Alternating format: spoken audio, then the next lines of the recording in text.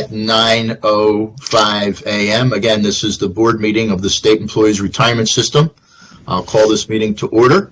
With that, we'll have a roll call of the board or designees, please. Certainly. Mr. Becker? Present. Senator DeSanto?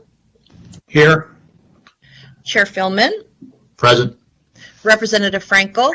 Here. Ms. Marchowski, on behalf of Senator Hughes? Present. Mr. Jordan?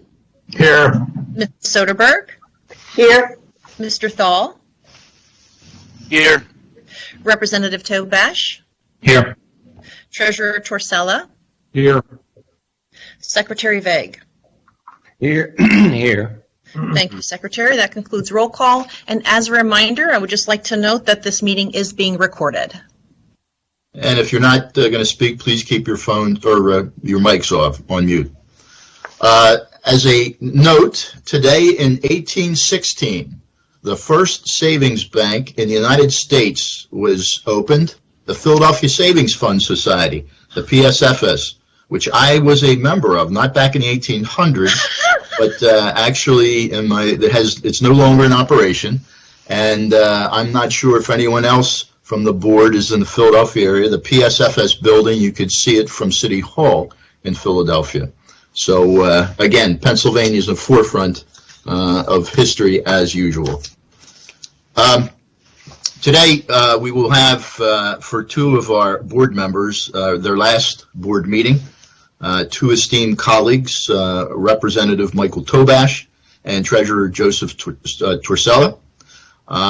It's been a pleasure to work with them. They've brought some extra work to our board because of their positions in the pension committees, but it made us a better and premier public fund through their suggestions quite frankly, over all these years with the committee was in existence, as well as that work that we have been placed upon us. So with that, we have two board commendations. First, we will read Michael Tobash's, and I'll give him the floor, and then we'll read Treasurer Torsella's and give him the floor. So Terry, if you could. Certainly. Whereas Representative Michael G. Tobash became a member of the State Employees Retirement Board effective January 15, 2019 by appointment of Speaker Turzai, and whereas Representative Michael G. Tobash has contributed to board deliberations by providing the State Employees Retirement Board with professional acumen and perspectives derived from his background and experience in the insurance industry, and whereas Representative Michael G. Tobash has served the board as a member of the Finance and Member Services Committee and the Investment Committee, and whereas Representative Michael G. Tobash has brought extensive experience and insights gleaned from his tenure serving as chairman of the Public Pension Management and Asset Investment Review Commission, and whereas Representative Michael G. Tobash regularly has provided valuable advice and direction to SERS and fellow board members to help navigate the General Assembly on issues affecting SERS and its members and participants. Now, therefore, the Pennsylvania State Employees Retirement System commends Representative Michael G. Tobash for his dedication to this agency and the more than 242,000 members and participants we serve, and wishes him good health, happiness, and success in all his endeavors. Thank you. Wish you the best, Representative Tobash. It was a pleasure working with you, and you have the floor if you want. Thank you, Mr. Chairman. It's been a pleasure working with everyone. Terry, I can tell you that my service at the state has been gratifying many times, sometimes not as much, but all of my service with the SERS board has been extremely gratifying. Joe, it's been a pleasure working with you over the years and everyone else that has served on this board. As a matter of fact, today I was headed back from the gym and I thought, you know, I'm going to have an opportunity now, no longer as a sitting member, but to write a letter to leadership and talk to them about the outstanding culture and the tremendous work that is being done, positive work, and from this board, and make some recommendations. I'm particularly grateful for the relationships that I've gained here and really grateful for the fact that I think that this organization has advanced themselves over the last number of years. It was a couple years ago when we started working on some of these issues. The General Assembly was not thrilled with some of the outcomes, but the work that this board has done, everyone, no one excluded, has been just tremendous. So thank you so much. I appreciate the accommodation, and I look forward to seeing you in some different capacity in the future. Thank you all. Thank you, sir. It's been a pleasure. With that, Terry, if we could read the treasurers. Whereas Joseph M. Torsella became an ex officio member of the State Employees Retirement Board upon his being sworn into office as Treasurer of the Commonwealth of Pennsylvania on January 17, 2017. Whereas Treasurer Joseph M. Torsella has contributed to board deliberations by providing the State Employees Retirement Board with a clear and consistent focus on the importance of accountability, transparency, and fiscal responsibility in fulfilling the board's fiduciary obligations on behalf of SERS members and participants and the citizens of Pennsylvania. Whereas Treasurer Joseph M. Torsella has served the board as a member of the Audit, Risk, and Compliance Committee, the Board Governance and Personnel Committee, and the Investment Committee. And whereas Treasurer Joseph M. Torsella has drawn upon his extensive experience and insights gleaned from his tenure serving as Vice Chair of the Public Pension Management and Asset Investment Review Commission. And whereas Treasurer Joseph M. Torsella has been a constant and reliable voice for smart policy, administrative efficiency, and public integrity on issues affecting the future of Pennsylvania and a champion for the interests of ordinary citizens. Now, therefore, the Pennsylvania State Employees Retirement System commends Treasurer Joseph M. Torsella for his dedication to this agency and the more than 242,000 members and participants we serve, and wishes him good health, happiness, and success in all his endeavors. Thank you very much. Treasurer, it too has been a pleasure working with you for all these years, not only your capacity with the board, but as treasurer of the state of Pennsylvania, along with hundreds of my members that work under your jurisdiction. And we've had a very good relationship with you. So, Treasurer, the floor is yours. Thank you, Chairman. Thanks for the proclamation. I'm just glad the word annoying didn't make it into it. I'm bad at goodbyes, so maybe I'll just say see you soon and leave everyone guessing. I'm enormously grateful for the proclamation, but more for the privilege, and it has been, of being on the service board, which I have to say, despite all the long days and the contentious days and the full days, has been truly among the most gratifying parts of my tenure as treasurer. And I say that everywhere. I think gratifying, number one, because of the nobility of SERV's mission, which it's easy to lose track of sometimes, but serving the beneficiaries who've spent their life in public service, which is something I have enormous respect for, and everyone around this table does. But whenever we lose track of that, this is my second reason, I want to tip my hat to the SERV staff, who always reminds us that's what we should keep first and foremost. And as one of those beneficiaries, I want to tell you all, above all, my mother thanks you. And this is a dangerous business, but I especially have to single out Rose, who is our constant interface, and representative of a whole and terrific team. I want to say a special thanks and good luck to Terry and to Seth, both of whom I think have been wonderful new additions, and I hope will be long additions to the SERV staff. The third reason, though, is this board, and you, Chairman, especially, and all of you as colleagues. I tell people that the SERV's meetings, as often as they go until 6 o'clock, are literally what a fiduciary board meeting should look like. Spirited and robust and not always easy, but always motivated by a real desire to provide an appropriate level of kind of deliberation with what we're doing. And that is an example, and should be an example, to boards everywhere and around the country. And then finally, because like Representative Tobash, with whom it's been one of my very special privileges to have a friendship and a partnership, I'm enormously proud of what this board has accomplished and what the system has accomplished in setting off in a direction of transparency. We're at the first webcast meeting in a direction of simplification and in a direction of sort of cutting through some of the fog that's out there around public investments. I tell people, not just on this call, that my belief is with everything that is underway at SERS, that in 5 or 10 years, SERS is going to be pointed to as the model public pension fund.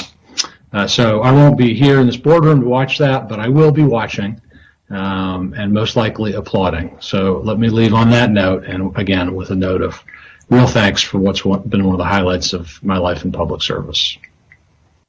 Thank you, Treasurer, and the changes that you and the representative have done will continue throughout the duration of this organization, so thank you for your service. With that, we'll go back into our regular agenda. I need a motion as in order to adopt the agenda of the December 2nd, 2020 board meeting. Can I hear a motion to that effect? So moved. I hear a motion. Do I hear a second? Second. I hear a second. Anyone on the question?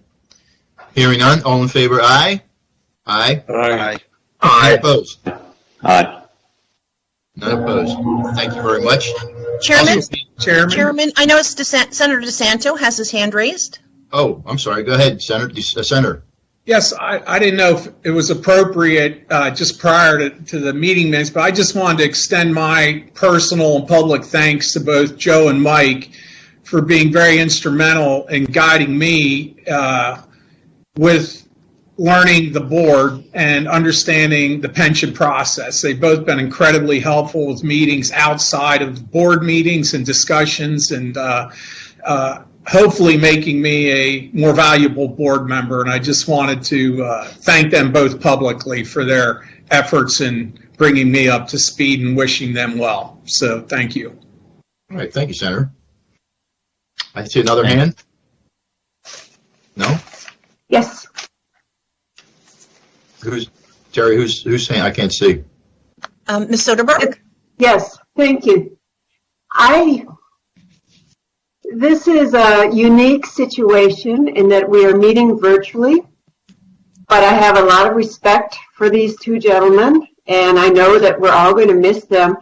And I would like to stand up in my office virtually and do a standing ovation in thanks to both gentlemen.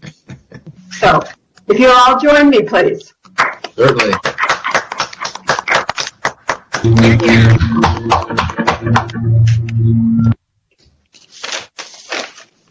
Thank you both. Well done, Mary. Thank you. Okay. I do not see any other hands, Chairman. All righty, then we'll continue on. A motion is ordered to approve the consent calendar items. There's 4 listed for the December 2nd, 2020 board meeting. Do I hear a motion to that effect? So moved. So moved. I hear a motion. Do I hear a second? Second. I hear a second. Anyone on the question? Anyone on the question? Seeing none. All in favor? Aye. Aye. Aye. Any opposed? Thank you very much. Those 2 pieces are done. With that, we'll go into the committee reports with some action. The first one up is Mary Soderberg, Chair of the Finance and Member Services Committee. Mary, you have the floor. Thank you very much. The Finance and Member Services Committee met yesterday morning at 8:32 on December 1st, 2020. We have 2 items of business on our agenda. The first dealt with the board delegation of authority for procurement issues pursuant to the procurement code. The procurement code gives the authority to the head of the purchasing agency, and in our situation, the head is the board, of course. But when you're dealing with a complex RFP, and in today's world, complex RFPs have very many deadlines, and you have to be agile, which our board, we meet so infrequently, we're not able to manage these, the RFP process directly. So what we discussed yesterday is delegating that authority to the secretary of the board, which is, of course, our executive director. And I have a motion to that effect. If I may offer it, sir. Go ahead, you're on. A motion is in order to recommend that the State Employees Retirement Board delegate to the board secretary the authority to take all actions permitted and authorized by the Commonwealth Procurement Code, 62 Pennsylvania Consolidated Statutes, Section 101-4604, and the Department of General Services Procurement Handbook to be taken by the board as the head of a purchasing agency, and who shall have the authority to further delegate to such other employees of the board the authority granted hereby as is necessary, expedient, or appropriate for the sound administration of the board. It's been properly moved. Do we hear a second? Second. Was that Glenn? Yes. Okay, Glenn. So we have properly moved and seconded. Can we have a roll call vote, please? Mr. Becker, Aye. Senator DeSanto, Aye. Chair Philman, Aye. Representative Frankel, You're on mute, Dan. Aye. Aye. thank you. Ms. Marchowski, on behalf of Senator Hughes. Aye. Mr. Jordan, Aye. Ms. Soderberg, Aye. Mr. Thal, Aye. Representative Tobash, Aye. Treasurer Torsella, Aye. Secretary Vague. Jim Bloom on behalf of Secretary Vague, aye. Thank you, Jim. Okay, Mary, go ahead. Yes, the second item of business dealt with the authorized securities signatories. And this was primarily an effort to update this list to reflect our current organizational chart, which includes a Deputy Executive Director of Administration and also revises the title of the Director of Member Services to Deputy Executive Director for Member and Participant Services. So these changes really were more technical in nature. Anyway, sir, I would like to offer a motion for this item as well. Go ahead. I move to recommend that the State Employees Retirement Board authorize any two or more of the following representatives of the board from at least two of the following offices within the State Employees Retirement System: Executive Office, Executive Director; Office of Administration, Deputy Executive Director for Administration; Office of Member and Participant Services, Deputy Executive Director for Member and Participant Services; Investment Office, Chief Investment Officer, Deputy Chief Investment Officer, Investment Portfolio Managers; Office of Financial Management, Chief Financial Officer, Assistant Chief Financial Officer, Investment Accountants; and such other titles as may be adopted from time to time, acting together with two representatives designated by the Pennsylvania Department of Treasury to serve as signatories for the following purposes: 1, to sell, transfer, or request payment of any obligation of the United States of America or of any other security registered in the name of or held by the board in any capacity, including the SERS, the State Employees Defined Contribution Plan, the Benefits Completion Plan, or the Deferred Compensation Plan; and 2, to appoint one or more attorneys in fact to effect any such sale, transfer, or request for payment. Furthermore, each such board representative hereby is authorized: 1, to make certifications in relation to any such sale, transfer, or request for payment to warrant propriety of same, and 2, to agree in any case where the Uniform Fiduciaries Act may not afford full protection for any such disposition, to reimburse the issuer of such obligation or security and its transfer agent the reasonable cost, including counsel fees, which either may bear in connection with such disposition of any obligation or security held in the name of SERS and Company or any other name. Further, that all prior authorized security signature lists established by the board will no longer be effective, including but not limited to those established by resolution number 2012-03. It's been properly moved. Do I hear a second? Second. Second. Greg Thaw. Thank you very much. It's been moved and properly seconded. Terry, a roll call, please.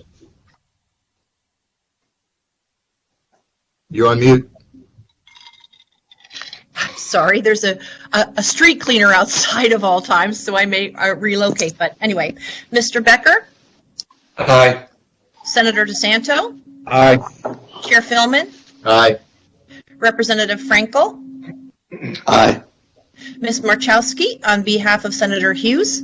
Aye. Mr. Jordan, Aye. Ms. Soderberg, Aye. Mr. Thal, Aye. Representative Tobash, Aye. Treasurer Torsella, Aye. Secretary Vague, Ward On behalf- on his behalf. Aye. Is that Mr. Bloom? Thank you. That's Mr. Bloom on behalf of Secretary Vague. Thank you very much.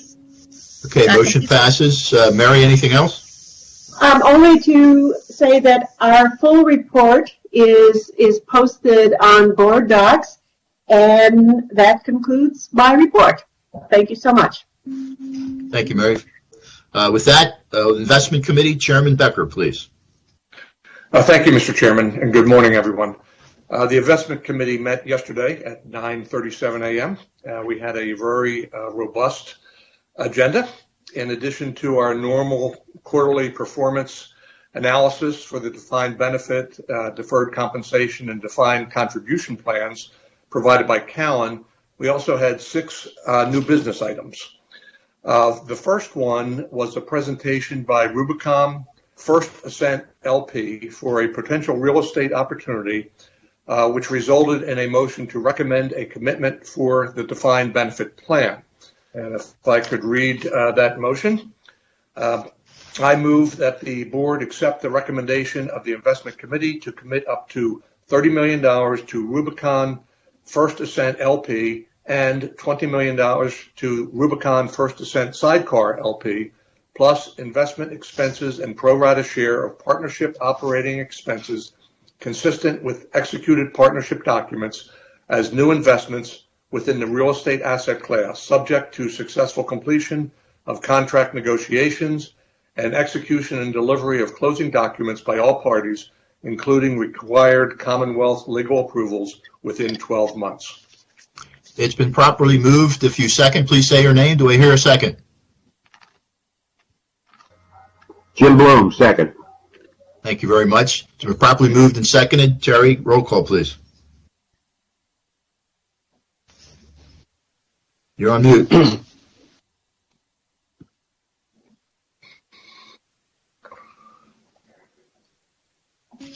My apologies, I did relocate. Mr. Becker, Aye.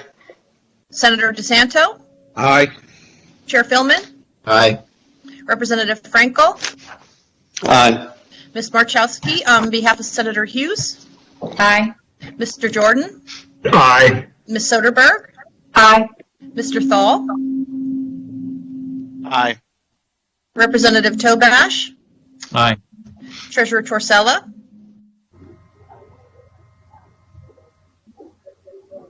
Aye. Mr. Bloom, on behalf of Secretary Vague. Aye. Thank you. Okay. Keep going, Glenn. Good, thank you. The second new business item was a presentation by Providence Strategic Growth Europe LP for a private equity opportunity, which resulted in a motion to recommend a commitment for the defined benefit plan, and I will read that motion. I move that the board accept the recommendation of the investment committee to commit up to 64 million euros to Providence Strategic Growth Europe LP, plus investment expenses and pro rata share of partnership operating expenses consistent with executed partnership documents as a new investment within the private equity asset class, subject to successful completion of contract negotiations and execution and delivery of closing documents by all parties, including required Commonwealth legal approvals within 12 months. It's been properly moved. Do I hear a second? Second, Greg Jordan. Thank you. It's been properly moved and seconded. Roll call, please. Mr. Becker, Aye. Senator DeSanto, Aye. Chair Philman, Aye. Representative Frankel, Aye. Ms. Marchowski on behalf of Senator Hughes, Aye. Mr. Jordan, Aye. Ms. Soderberg, Aye. Mr. Thal, Aye. Representative Tobash, Aye. Treasurer Torsella, Abstain. Mr. Bloom on behalf of Secretary Vague. Aye. Thank you. All right, it passed. Thank you. Glenn, Okay. report? Yes, the third item, Seth Kelly and Jim Nolan led a discussion of rebalancing. We really stressed the importance of asset allocation, which can explain up to 90% of investment returns. And we did have a motion that would broaden the powers of the CIO to allow rebalancing within the range around the target allocation, whereas presently the CIO can only take action if a range is breached. So this gives much more power to keep us on the intended glide path. So if I could read the motion, I move that the board accept the recommendation of the investment committee to approve the revised rebalancing section 10 of the CSRS defined benefit plans investment policy statement. The revised section is in the attached meeting materials entitled IPS Rebalancing Section Revision 12/1/2020. Okay, it's been properly moved. Do we have a second? Do I hear a second? Second, Greg Jordan. Thank you, Greg. It's been properly moved and seconded. Roll call, please. Mr. Becker, Aye. Senator DeSanto, Aye. Chair Philman, Aye. Representative Frankel, Aye. Ms. Marchowski on behalf of Senator Hughes, Aye. Mr. Jordan, Aye. Ms. Soderberg, Ms. Soderberg, Aye. Mr. Aye. Thal. Thank you, Mr. Thal. Aye. Representative Ash, Aye. Treasurer Torsella, Aye. Mr. Bloom on behalf of Secretary Vague. Aye. Thank you. Motion passes. Committee report. Okay. The next item, Seth Kelly and representatives of Cowan presented the fixed income structure study. We actually considered 3 restructuring possibilities: conservative, moderate, and aggressive. We did have a motion to adopt the mix B, which was the moderate restructuring. We felt that this was a good first step as we begin to consider our liability-focused benchmark. And bonds play a key role in hedging our liability. So we felt we needed to begin the restructuring process. So we did go with recommendation B. And I will read the motion. I move that the board accept the recommendation of the investment committee to 1, approve the enhanced fixed income structure section, mix B, section 20, page 35 of the CSRS defined benefit plans investment policy statement. The enhanced section is in the attached meeting material entitled IPS Fixed Income Structure Section Enhancements, Mix B, 12/1/2020, and 2, delegate authority to the Chief Investment Officer in order to efficiently implement the enhanced fixed income structure. Delegation of authority allows the Chief Investment Officer to 1, reallocate fixed income portfolios to asset classes with similar objectives. 2, adjust fixed income portfolio amounts to achieve objectives of the enhanced fixed income structure. 3, liquidate fixed income portfolios that do not fit into the enhanced fixed income structure. 4, hire passively managed fixed income investment strategies to gain exposures to fulfill the needs of the enhanced fixed income structure. And 5, adjust the implementation's time frame as required given market conditions and or demands of the structure implementation. The Chief Investment Officer shall receive concurrence from the board's general investment consultant prior to executing any action. Notification of all implementation actions shall be provided at the next regularly scheduled investment committee or board meeting respectively. It's been properly moved. Do I hear a second? Do Do I hear a second? Second, Greg Jordan. Thank you, Greg. It's been properly moved and seconded. Roll call, please. Mr. Becker? Aye. Senator DeSanto? Aye. Chair Philman? Aye. Representative Frankel? Aye. Ms. Marchowski, on behalf of Senator Hughes? Aye. Mr. Jordan? Aye. Ms. Soderberg? Aye. Mr. Thal? Aye. Representative Tobash? Aye. Treasurer Torsella? Aye. Mr. Bloom, on behalf of Secretary Vague? Aye. Thank you. Motion passes. Thank you very much. Committee report. Okay. Next, Jeff Meyer provided a proxy voting policy update. This has not been done for several years, so it's bringing us up to date. That document can be found on Board Docs. Hopefully you've all had a chance to take a look at that. And I will read the motion. I move that the board accept the recommendation of the Investment Committee to adopt the proposed revisions to the SERS U.S. and international proxy voting policy as set forth in the attachment. It's been properly moved. Do I hear a second? Do I hear a second? Second, Jim Bloom. Thank you, Jim. It's been properly moved and seconded. Roll call, please. Excuse me. Yes. Well, question. Yeah, go ahead. Yes, my hand raised. I don't think Terry saw it. Go ahead, Oh, there it Senator. is. Okay. I'm sorry. Thank you. I just wanted to clarify my statements from yesterday. I believe these policies are becoming overly restrictive and intrusive in the conduct of private businesses. Our fiduciary responsibility is to manage the investment assets for the sole benefit of plan participants, concerning the income to be derived as well as the probable safety of their capital. It's not to impose additional extra statutory obligations on the entities in which we invest. Seth gave the example of a business that's a top performer, and we would not need to divest from it even if we lost our proxy preferences. That proves my point exactly. This then isn't about maximizing returns for plan participants while preserving capital, which is our fiduciary obligation. Why would we tell a top-performing business that's following the law that we know better than them how to operate? These sorts of political value judgments should be decided by individuals and businesses themselves or debated by elected officials through the legislative process, not imposed by public pension plans. It's even worse that we aren't even imposing these proxy preferences uniformly across our global investments, but instead targeting nations that have the best records on providing opportunity for all. However well-meaning, I don't believe we should be trying to impose extra statutory obligations which may in fact come at a cost which runs counter to our fiduciary obligations. I also believe a retirement plan that is not in the top tier among the states would be in the position of telling anyone else how they should run their business. Therefore, I will be a no on this proposal. Thank you. Thank you, Senator. Anybody else in the question? Seeing none, roll call vote, please. Thank you. Mr. Becker? Aye. Senator DeSanto? No.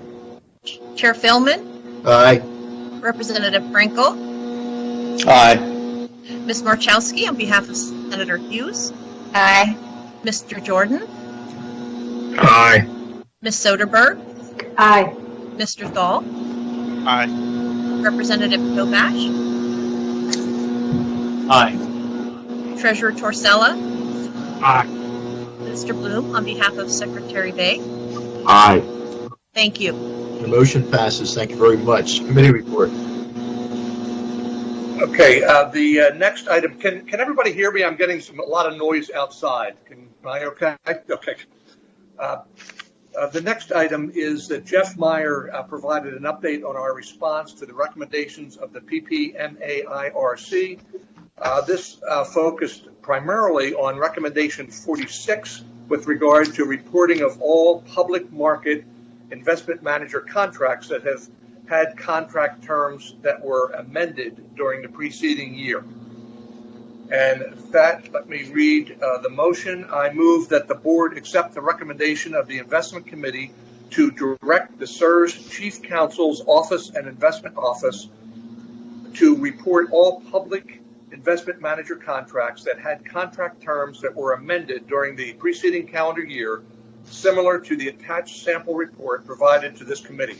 The report will be produced on an annual basis and targeted to be presented to the investment committee in April of each year in public and/or executive session, given the potential confidential and proprietary nature of such information, as advised at such time by the Chief Counsel's Office. It's been properly moved. Do I hear a second? Do I hear a second, please? Second, Representative Tobash. I see. It's been moved and seconded. I see a hand up, Terry, somewhere. Yes, Representative Tobash has his hand up. I'm sorry. Representative Tobash? Thank you. Yeah, I just want to make some comment. My comments earlier having to do with SIR's organization and their embracing of the commission work has just been really outstanding. I can tell you that the commission did extensive work. People came in from throughout the United States. The Treasurer's Office had a major role in the work that they did, and I want to thank his office and him again for all that they've done.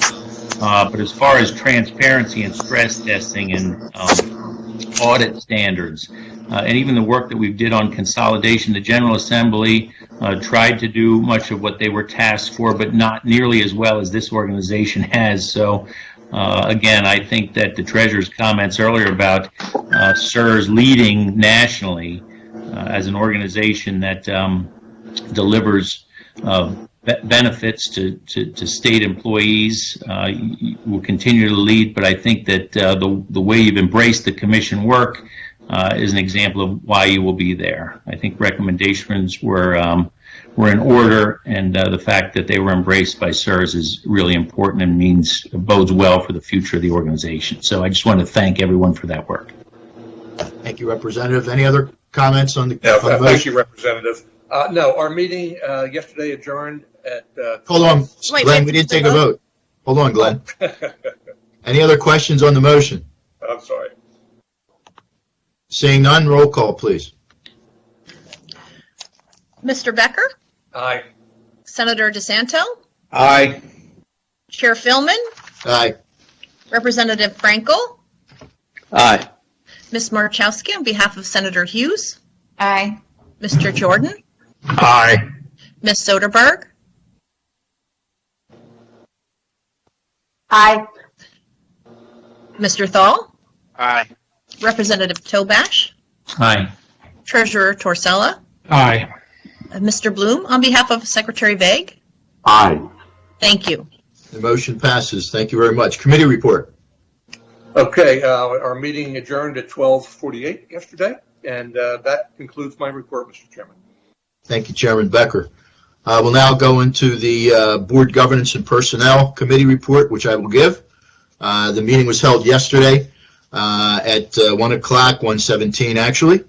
The committee was in full attendance with either a committee member or the board designees. Most of the board action or the action of the committee yesterday was over issues that we take regularly at the end of the calendar year, and it had to deal with compensation policy for investment professional staff. The first one was the pay band adjustments based on the 2020 and 2021 salary adjustment data from CBIZ.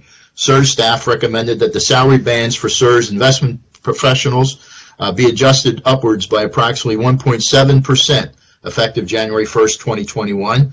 Last year, 2020, was 2%.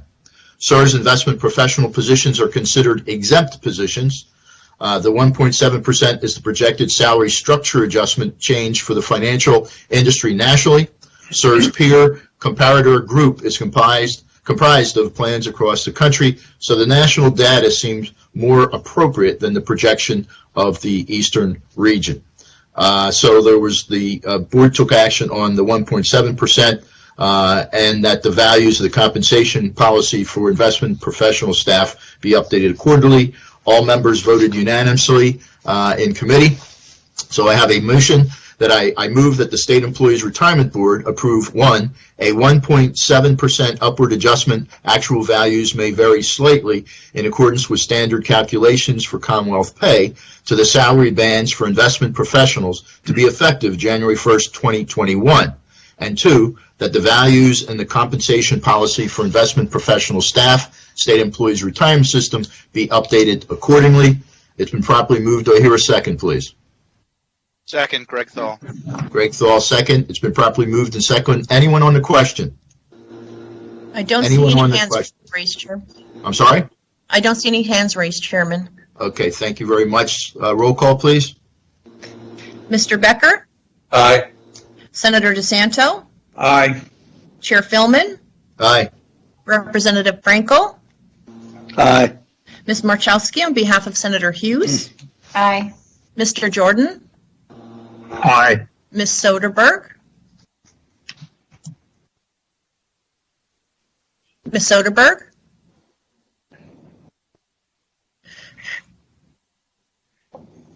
Ms. Aye. Soderberg? Are you? Okay, thank Aye. you. Thank you, Mary. Mr. Thal?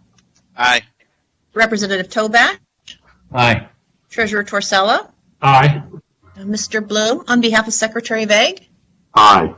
Thank you. Thank you. Motion passes. Also, we dealt with the annual pay increase budget. This is a cumulative budget that's put together, and I will read the definition. SERS staff provided an overview of the provision of the SERS compensation policy for investment professional staff, which provides for annual pay for performance adjustments effective the first full pay period in March. It was noted that investment professionals do not receive cost of living adjustments or longevity pay. The SERS board is responsible for approving the aggregate pay budget for pay increases. The board governance and personnel committee is charged with making a recommendation to the board. SERS staff recommended the annual aggregate pay increase budget for 2021 be set at 5% of salary. For note, 2020 was 6%. For investment professional staff, excluding the salary of the Chief Financial Officer and the Chief Investment Officer, the Executive Director, Chief Investment Officer, and Chief Financial Officer were consulted in determining the 5% of salary recommendation. The Chief Financial Officer confirmed that the SERS budget could support this recommendation. So, as usual, every year we do this. We just put the matrix together, but the increases are decided by the committees. The committee voted unanimously to approve the increase of the 5%. With that, I move that the State Employees Retirement Board approve the annual aggregate pay increase budget for 2021 to be set at 5% of salary for investment professional staff for positions below that of the Chief Financial Officer and the Chief Investment Officer, whose pay increases will be determined in accordance with the compensation policy for investment professional staff of the State Employees Retirement System. It's been moved. Do I hear a second? Second. I hear a second. Was that Glenn? Glenn, yes. It's been properly moved and seconded. Any questions on the motion? Senator DeSanto has his hand raised, Chairman. Yes, sir, Senator. Thank you. As I discussed yesterday, given the CBIZ report showing a roughly 3% expected increase in compensation for investment professionals, the fact that inflation is under 2%, the recently passed state budget is mostly flat funding state agencies, and the overall staffing of SERS is continuing to grow, I believe we need to be targeting a salary increase budget in these difficult economic times of less than 5%. Every dollar we spend in excess of what we absolutely need to is a dollar that helped improve our funded ratio and support the payment of participant pensions. Therefore, I will be a no on this motion. Thank you. Thank you, Senator. Anyone else on the question? Anyone else on the question? I see no more hands raised, Thank Chairman. you very much. Roll call vote, please. Mr. Becker? Aye. Senator DeSanto? No. Chair Philman? Aye. Representative Frankel? Aye. Ms. Marchowski, on behalf of Senator Hughes? Aye. Mr. Jordan? Aye. Ms. Soderberg? Aye. Mr. Thal? Aye. Representative Tobash? No. Treasurer Torsella? Aye. Mr. Bloom, on behalf of Secretary Vague? Aye. Thank you. Thank you. The motion passes. Thank you very much. The only other business the committee did deal with was the executive director annual review process. Again, this is an annual event dealing with the executive staff as far as not only the reviews but also setting goals for the upcoming year. Those were discussed and will be compiled through the HR office along with myself for preparation for 2021. And finally, there was an adjustment made to the Deputy Chief Investment Officer pay. This is not an issue that comes before the board. The Personnel Committee has complete jurisdiction over this, and it was moved that the Deputy Chief Investment Officer, James G. Nolan, be set at an hourly rate of $135.09 per hour, effective with the beginning of the next pay period, December 5th, 2020, and it was unanimous by the committee itself. And with that, the meeting was adjourned. So thank you very much. With that, we will now go into the audit, risk, and compliance. Treasurer Torsella. Thank you, Mr. Chairman. The Audit, Risk, and Compliance Committee met yesterday at 2:40 p.m. with a full complement of members and designees. The committee reviewed and made revisions to the draft minutes of the September 29th, 2020 meeting and tabled approval of minutes until the public session at the end of the meeting following discussion and revision to those minutes. Under old business, on the item of the conflict of interest questionnaire itself, discussion was tabled until a future meeting. Mr. Houston reviewed an amendment to the insider and personal trading policy, which the committee recommended the board adopt. The amendment consisted of a revision to the policy for a technical correction to the definition of prohibited securities list, and the committee recommended action, recommending its adoption by the full board. I will defer the reading of that motion to the end of my report. There's a special presentation from KPMG on the 2020 Independent Audit Plan and Strategy.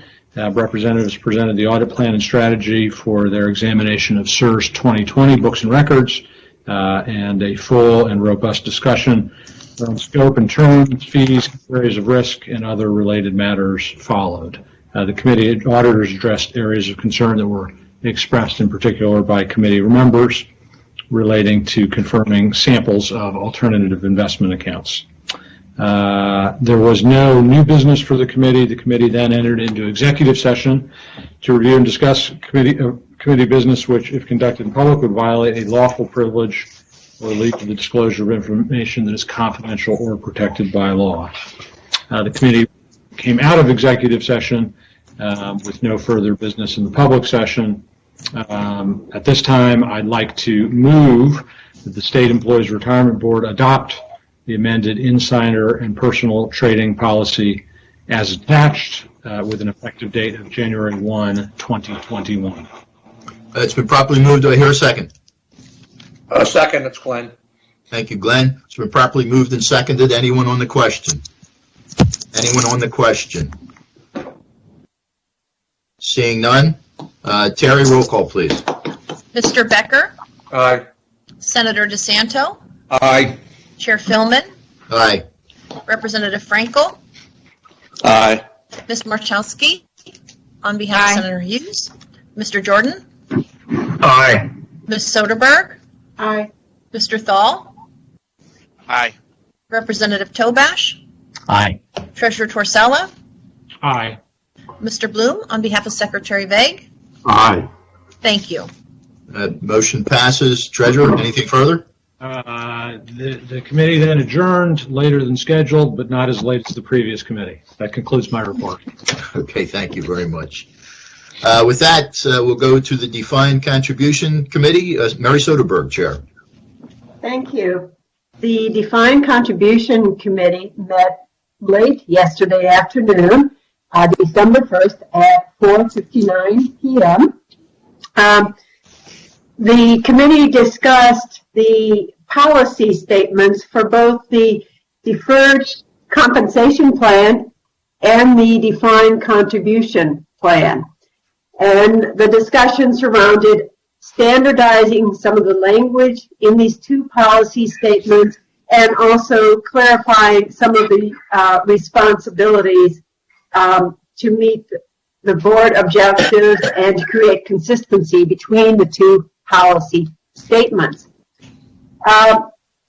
We approved the changes, and with that, I would like to offer two motions before the board. Go ahead.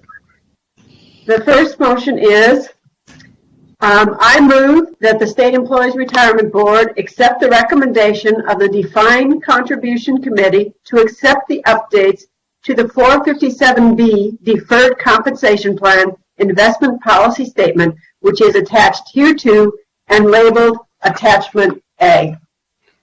It's been properly moved. Do I hear a second? Do I hear a second? Second is Glenn. Thank you, Glenn. It's been properly moved and seconded. Anyone on the question? Anyone on the question? Mr. Chair, I Yes. just would like to point out that our committee report has been attached to board docs, and the complete attachment of A is in that attachment on board docs. Okay, thanks for clarification. Any others? Anyone on the question? Okay, seeing none, roll call, please. Mr. Becker, Aye. Senator DeSanto, Aye. Chair Philman, Aye. Representative Frankel, Aye. Ms. Marchowski on behalf of Senator Hughes, Aye. Mr. Jordan, Aye. Ms. Soderberg, Aye. Mr. Thal, Aye. Representative Tobash, Aye. Treasurer Torsella, Christopher Craig, designee for Treasurer Torsella. Aye. Thank you, Christopher. Mr. Bloom, designee for Secretary Vague. Aye. Thank you. Motion passes. Thank you. Committee report. Okay. The second motion, I move that the State Employees Retirement Board accept the recommendation of the Defined Contribution Committee to accept the updates to the 401A Defined Contribution Plan Investment Policy Statement, which is attached hereto and labeled Attachment B. And once again, Attachment B is part of our report on board docs. Is this still 401, Mary? This is the 401. Okay, thank you. Yeah. Is there a second to that motion? Second, Greg Jordan. Thank you, Greg. It's been properly moved and seconded. Anyone on the question, please? Anyone on the question? Seeing none, roll call, please. Mr. Becker, Aye. Senator DeSanto, Aye. Chair Philman, Aye. Representative Frankel, Aye. Ms. Marchowski on behalf of Senator Hughes, Aye. Mr. Jordan, Aye. Ms. Soderberg, Aye. Mr. Thal, Aye. Representative Tobash, Aye. Mr. Craig on behalf of Treasurer Torsella, Aye. Mr. Bloom on behalf of Secretary Vague. Aye. Thank you. Motion passes. Thank you. Committee report. Okay. There was no other business discussed at the committee meeting, and we adjourned a little after 5 p.m. last night. Okay. Thank you very much. With that, that ends the committee reports. Old business, there is none. New business, information item only. And who's going to do this? I can do that, Chairman. You'll find in board docs under 7A the 2020 annual divestment report. This is a report required by Act 44 of 2010, known as the Sudan and Iran Divestment Law. We are required each year to assemble and provide a report of divestment-related activities to the member of the SERS board. And we do this in concert with PSERS and PMRS and the Pennsylvania Treasury Department. We work together to comply with the Act, and you will find attached in board docs the full report for your information. Any questions for Terry? Okay, thank you very much. Seeing none, there is no special presentation to be reported. We now go to reports of Executive Director and agency staff. Terry again. Okay, thank you. We'll give a second to bring up the slides, please. Three areas I'll cover briefly: an administrative update, a legislative update, and the review of the 2021 board meeting dates. And if you could go to the next slide. Under the administrative umbrella, just to let you know that the temporary telework arrangements have been extended. They were ending at the end of December. They have been extended to June 30, 2021. We have implemented, as you can tell by the way we're operating and conducting our business, been following all of the guidelines to keep our employees safe so that we can continue to do the work of our members and participants and take care of our employees at the same time. There are no issues to report, but just wanted to give you an FYI that has been extended. Additionally, to the next item, our new organizational structure that I spoke with you about in a previous meeting. I'm pleased to report that has been approved by the Commonwealth Executive Board.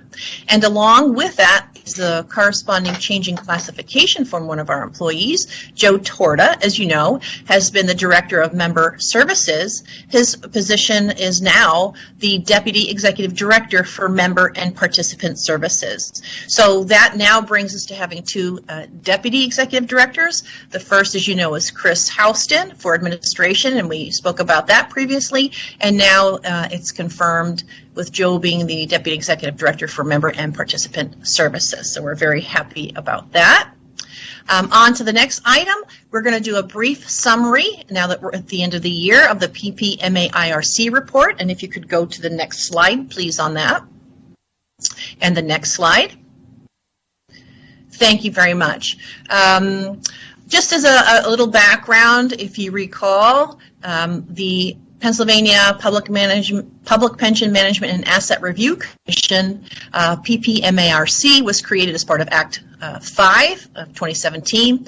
The final report was issued in December of 2018, just about 2 years ago. And it contained about 100 recommendations or so designed to help achieve cost savings, streamline operations, increase transparency, and otherwise provide a sound foundation for the long-term health of the Commonwealth state retirement system. Proud to report that since the release of that report, this board, staff, and our consultants have spent almost 2 years reviewing those recommendations in depth, looking at their impact on the plan and its operations, and then working with the governor and the legislature to determine and subsequently implement those recommendations that make the most sense for our members and participants. And I'd like to provide you a summary because we've wrapped that up. So it's a little momentous time here. Next slide, please. So of the 111 recommendations, as we numbered them to keep track of them, 59 of those recommendations were implemented as recommended. 18 were reviewed and some alternative action was implemented or taken. 14 required no SIRS action.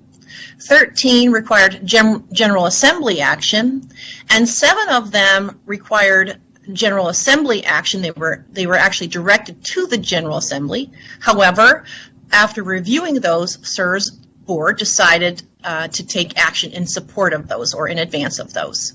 So I'd say that's a lot of work, and thank you, board and staff. We took each and every one of these recommendations seriously and acted as we felt was in the best interest, again, for our members and participants. Next slide, please. Just to highlight some of the major recommendation results.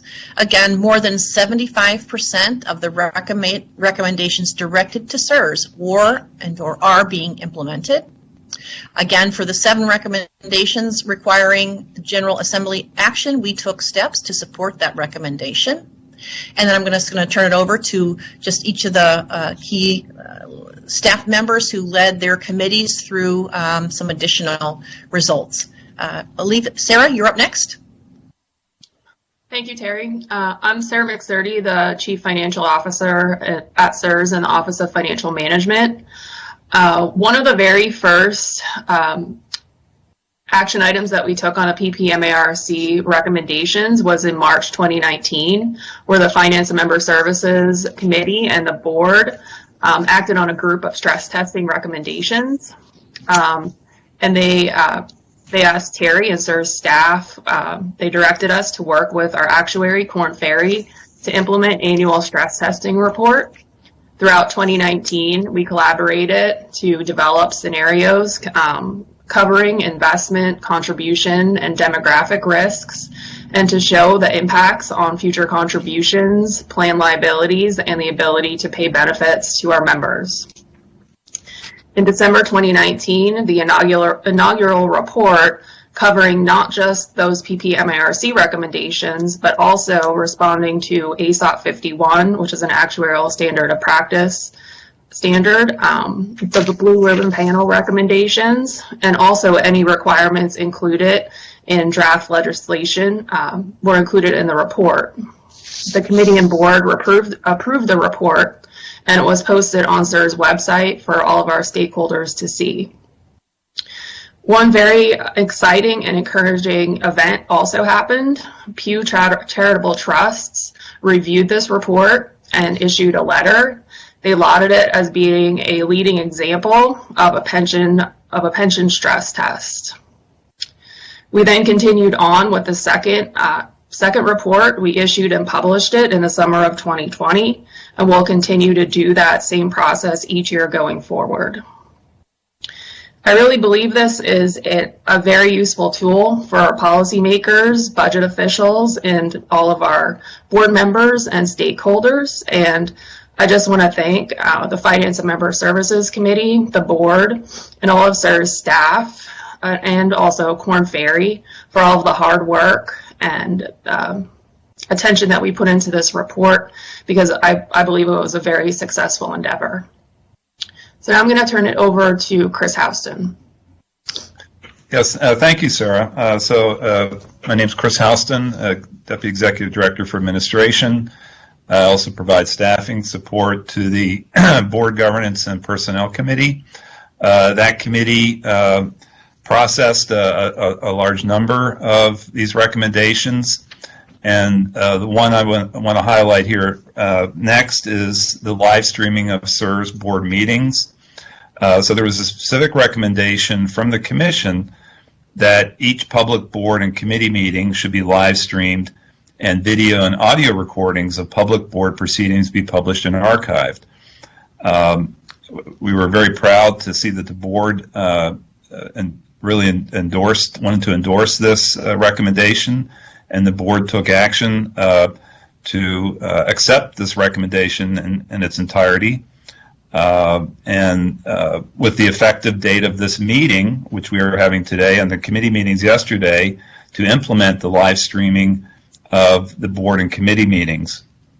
We will be publishing, I should say that the live streaming is through a cooperative agreement that we entered into with Commonwealth Media Services. We'd like to thank them for participating with us in this endeavor. Closed captioning is being used, and there's a live link on their cast site.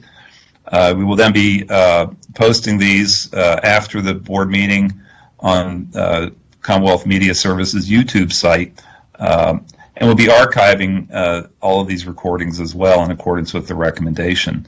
So again, I'd like to thank Commonwealth Media Services for their willingness to work with us in this endeavor. And also like to thank all the staff, particularly IT staff, in working on this. There was a lot of work behind the scenes, so to speak, to make sure that this has come to fruition.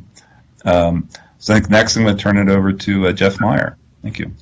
Thanks, Chris. Good morning. My name is Jeff Meyer. As Terry mentioned, over the past 2 years, the Investment Office, with the assistance of its consultants and sub-custodian, has implemented many of the Commission recommendations, either in full or some variation of the recommendations, which included enhancing the Cowan quarterly performance reports with additional benchmarks, charts, and liquidity metrics, enhance the hiring process, which will now be publicly announced to several social platforms when SIRS is looking to hire consultants and investment managers, increasing transparency by publishing on SERV's website the semi-annual performance reports from its specialty consultants, NEPC and Stepstone, as well as prospective managers' pitch book materials.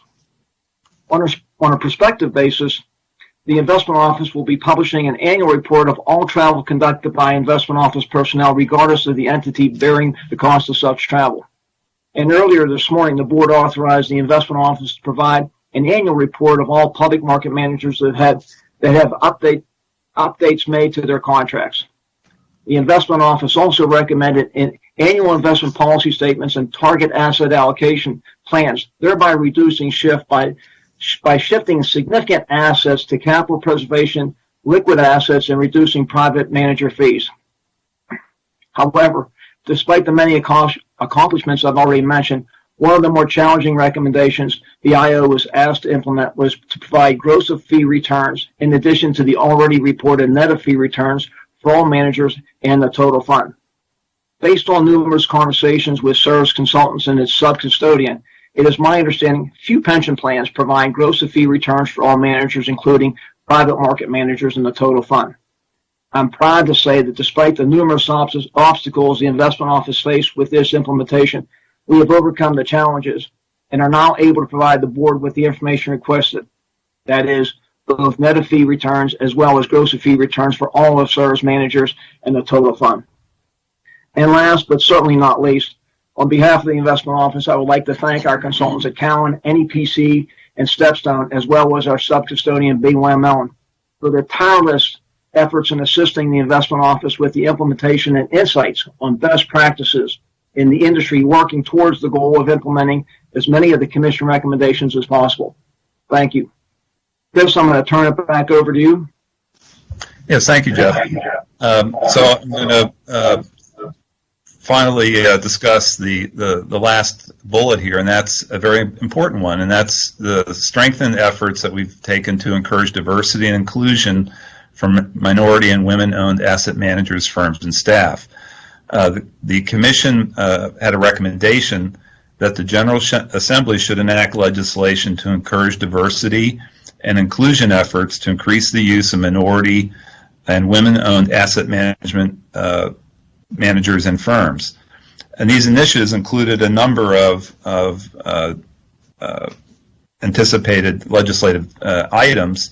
However, the board took it upon itself to take action in support of these recommendations. The first one was to encourage the public pension systems and other investment boards to use minority investment managers in managing their assets encompassing all asset classes, and to increase the racial, ethnic, and gender diversity of their fiduciaries to the greatest extent feasible within the bounds of financial and fiduciary prudence, and to take affirmative steps to remove any barriers to the full participation in investment opportunities. Through two board actions, the board approved an investment policy statement, which includes a provision providing for the use of diverse investment managers in all asset classes within the bounds of financial and fiduciary prudence. And in March of 2019, the Investment Office revised its due diligence questionnaire to obtain information from managers as to the diversity efforts. Another piece of this proposed legislation would require that public pension systems and other investment boards to report annually on the ethnicity and gender of the members of their own staffs as well as money managers they hire.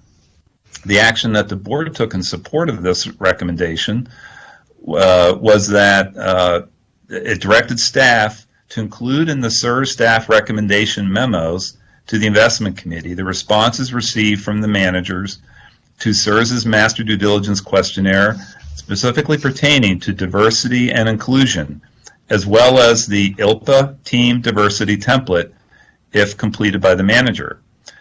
Another legislative attempt, or I should say a provision that was they're hoping to enact, was requiring the public pension systems and other investment boards to obtain diversity information on each current and prospective manager and produce a minority inclusion report annually. The action that the board took in support of this was again through the approval of its investment policy statement, which provides that SERS currently reports on minority, women-owned managers and brokers in the annual budget book that we produce that shows the firms that classify themselves as minority and or women-owned firms, as well as their assets under management, committed capital, and commissions. Another legislative recommendation was that the legislation would include creating a Commonwealth online database of minority and women-owned asset managers. The action that the board took in support of this was that it would support the efforts to create a Commonwealth online database of minority and women-owned asset managers to be housed with and maintained by the Department of General Services. And then the last component of this hopeful enactment of legislation was to adopt minimum goals for the utilization of minority and women-owned asset management firms. And again, the action that the board took in support of this was that it was asked to continue to seek investment opportunities with minority and women-owned asset management firms through SERS's Emerging Investment Manager Program, which is consistent with the board's fiduciary duties and responsibilities. So we're very proud of the efforts that the board has taken here to support these legislative initiatives. That's all I have. Thank you. Mike, Representative Tobash, do you have a question? Mr. Chairman, thank you. I made my comments earlier about the great work that the organization has done, but since Mary introduced the idea that you might enter into virtual applause, I just want to applaud Terry and Sarah and Chris and Jeff and everyone on the staff for the outstanding work and adopting many of the recommendations from this report. So my applause to you guys. You really Thank you very much. Very well. Thank you, sir. Chris, do you have more further? That was it. Thank you very much, Chairman. Okay. So, yep. So, again, this, I too am very proud of the board, and I'm very proud of our staff and the time we took to go through each recommendation, to analyze it, and then to prepare recommendations for the board's consideration. And we did this in over 2 years. And it really concludes our work on this report in terms of its review, and we have implemented or are implementing those things coincident with the board's determinations. So good job all. Thank you very much. Next slide, please. And next slide. Oh, I'm sorry. Can you go back? So in terms of the legislative update, you may recall that in May of 2020, the governor signed into law an interim budget that funded most state agencies for 5 months. And so we received about 5/12 of our funding from our employers. We're talking about the contributions that come from those employers. Then in November of 2020, the Senate amended Bill 1350 as a supplement to the original Appropriations Act passed in May. And then late in the day on November 20th, it was amended by the House to complete the remaining fiscal year budget. And that would enable SERS to receive the amounts required from employers to fully fund agency operations, including SERS contributions. So it was very important for us. That was then returned to the Senate, that concurred, and the bill was signed in both houses and sent to the governor, who approved Senate Bill 1350 on November 23rd as Act 2020-17A. So we're very happy to get not only our own agency budget, but the budget of our employers, so that once again our fund could be fully funded. So much appreciated and good news I wanted to share. The next item, Act 2020-94. Briefly, this had been known as House Bill 1961, and I had reported to the board. And as it was introduced in 1961, it required SERS to prepare a report on our investment performance for the period of July 1 through June 30. As you know, our official reporting period is January 1 through December 30.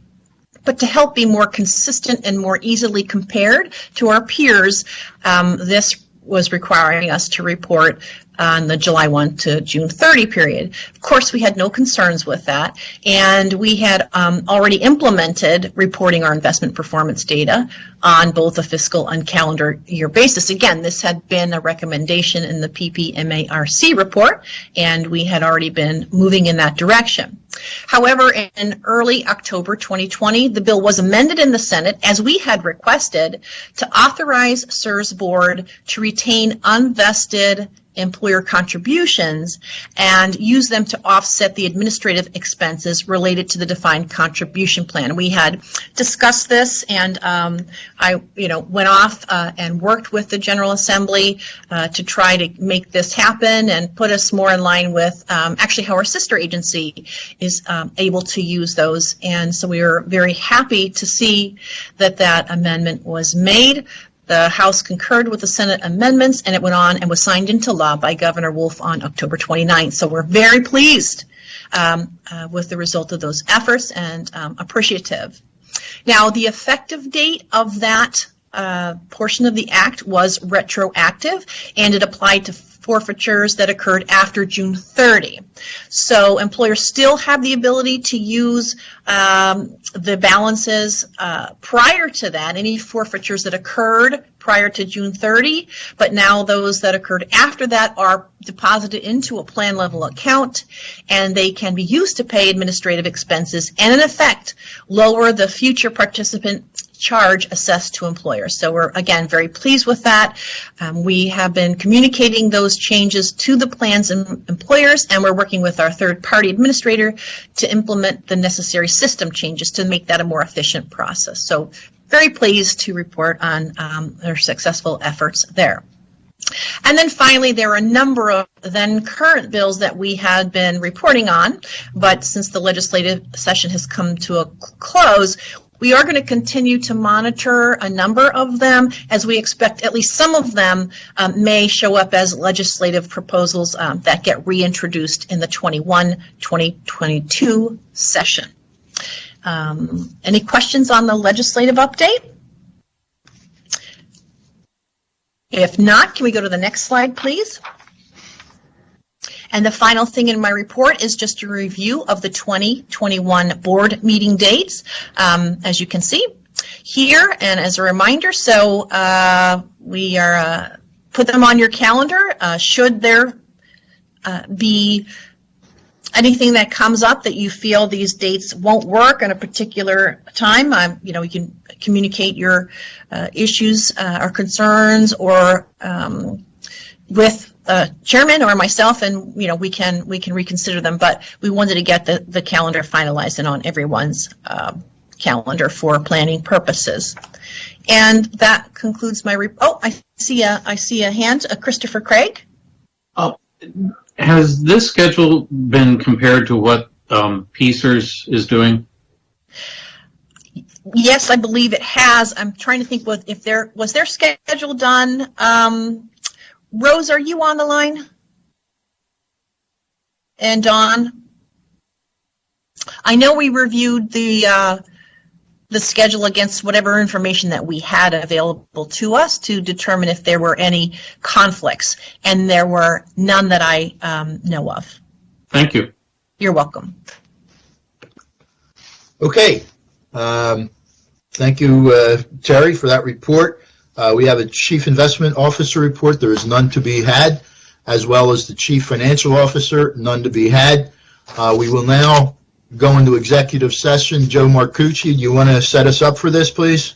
Yes, thank you, Chairman. The executive session will be to discuss draft adjudications before the board, to discuss litigation that the board is participating in, and to receive advice from counsel on ongoing litigation and also on referrals of prospective and existing investment transaction or contracts from the Chief Compliance Officer in his capacity as a lawyer. All those are appropriate and permitted topics for executive session. Okay, thank you. With that, we'll wait till IT or Terry tells us we're in executive session. So until then, we'll open mics. Yes, so we'll just wait a few minutes here till the stream, we're confirmed the streaming has stopped. Employees Well, let us do this, Chris, if we could. Let's take a 15-minute break That's fine. before the training, and then folks can do any business that's been held up. Sure. Okay? Yep. So are we back in yet, or? Ann, was that just the recording, or are we actually live streaming again? The recording is resumed. We're waiting for confirmation on the live stream, but as we experienced yesterday, that may require action on CMS's part. So I think given how little business we have, it probably makes sense to proceed since we are recording. Okay. Then we are now out of executive session. We do have, the only business would be board comments, announcements, dates to remember. Our next board meeting date is February 23rd to the 24th. Is anyone have any final comments or questions, Terry or anybody? I don't see any hands.